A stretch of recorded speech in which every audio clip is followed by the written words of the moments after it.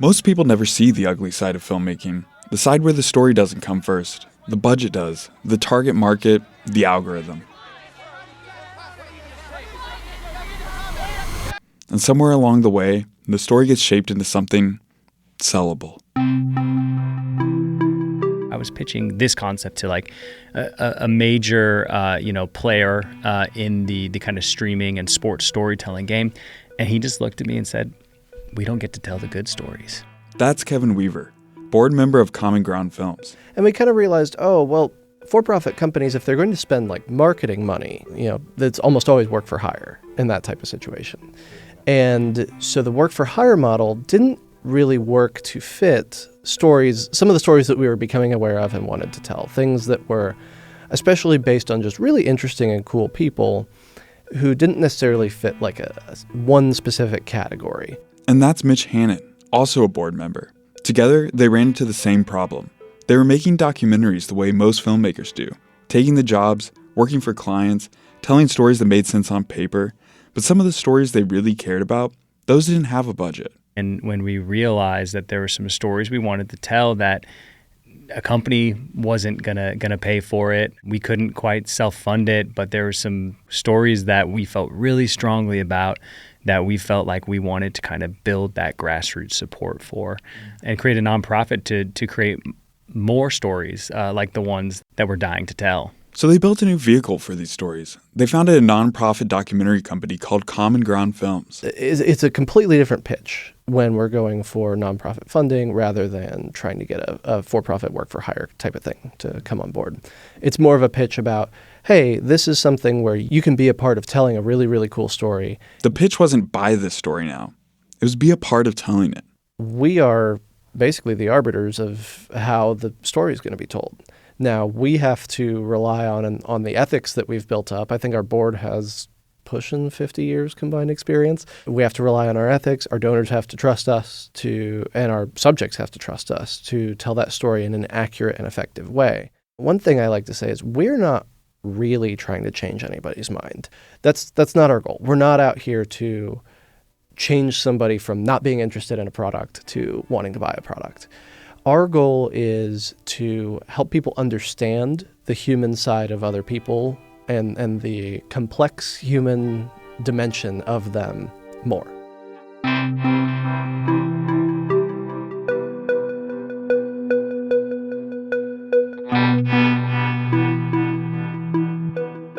And then there's Lonnie, the kind of story that doesn't need a pitch deck. Just one sentence. He's the first blind person to kayak the Grand Canyon. That was it. That was the log line. And for me, I was like, oh, wow, yeah, that's a film. That's what got Kevin interested. But it's not the whole story. Because after that, Lonnie didn't stop. Lonnie kept doing really interesting and amazing stuff. So in between, all of the work that he does, helping other disabled folks and, wounded veterans, we would hear about, oh, he's climbing Kilimanjaro. Oh, he's climbing Denali. Oh, he just climbed Mount Everest. Okay, that's really exciting. And, we started to learn that he was going for this thing called the Explorer's Grand Slam. To complete it, one must summit the highest peak on all 7 continents and reach the North and South Pole. Only a handful of people on Earth have ever done it. Only 73 people have done that. None have been blind. And also none were Hoosiers. So as a Hoosier boy myself, I take about as much pride in that as the fact that he's doing it without eyesight. And somehow, that's still not the most interesting part. Because before all that, there's a guy trying to rebuild his life. What is it like to, have something terrible happen? He was, shot by a friend in a tragic hunting accident. And then all of a sudden, you have to put back the pieces together of your life. Imagine that. How do you walk across the room? How do you find your toothbrush? You rebuilt his life to a point where, he started whitewater kayaking and teaching other disabled veterans or, blind veterans to do that themselves. That's the story, not the mountains, the rebuilding of one's life. We started talking with Lonnie and we just realized that his message is so powerful that we would regret if we didn't try to capture that and spread his message.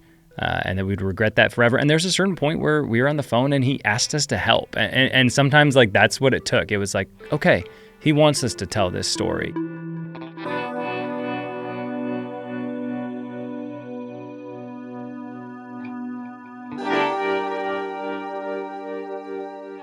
The problem with real stories is that they're still happening. You don't know the ending, you don't know what you missed, you just keep filming. I think there is a fear, certainly. I mean, it is a challenging to get it all into, a feature-length format, I think is a huge challenge. And also, I think sometimes the challenge is like, oh, we should have captured that. Missing something for me is a fear.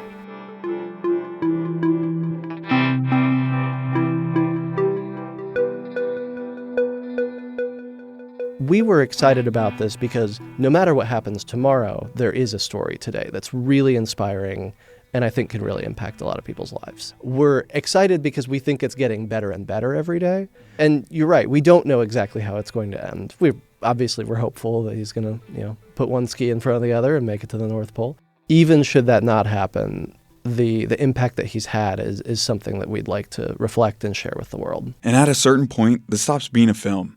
It becomes a commitment to a person, to a story, to an outcome you can't control.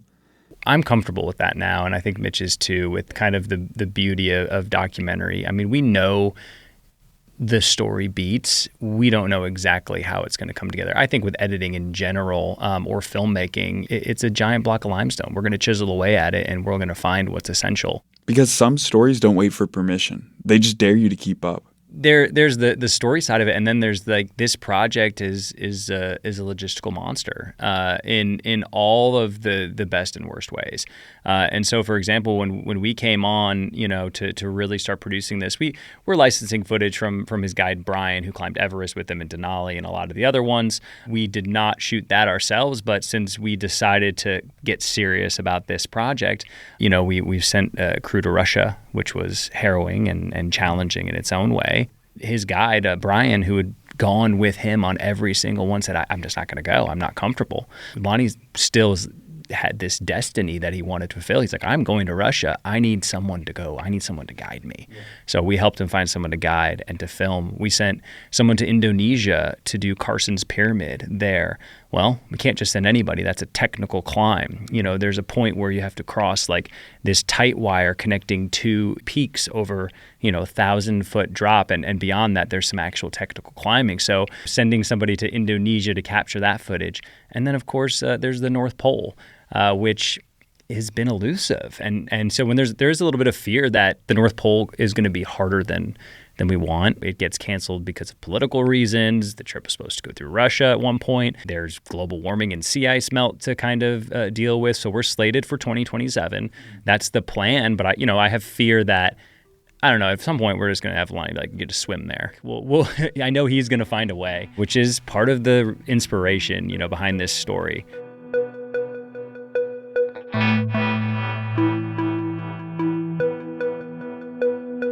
Beyond Vision will be the best film that I have worked on, but it will not be the first.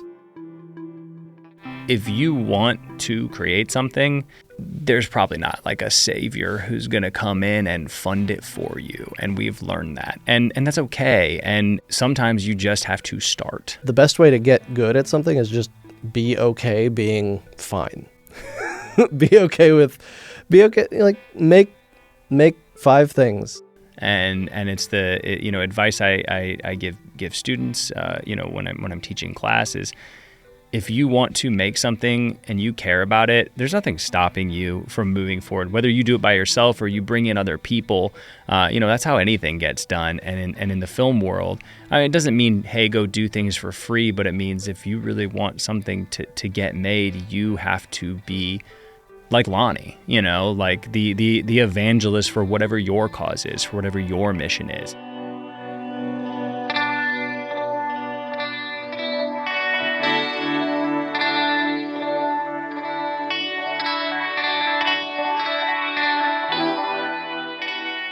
That was Kevin Weaver and Mitch Hannon of Common Ground Films.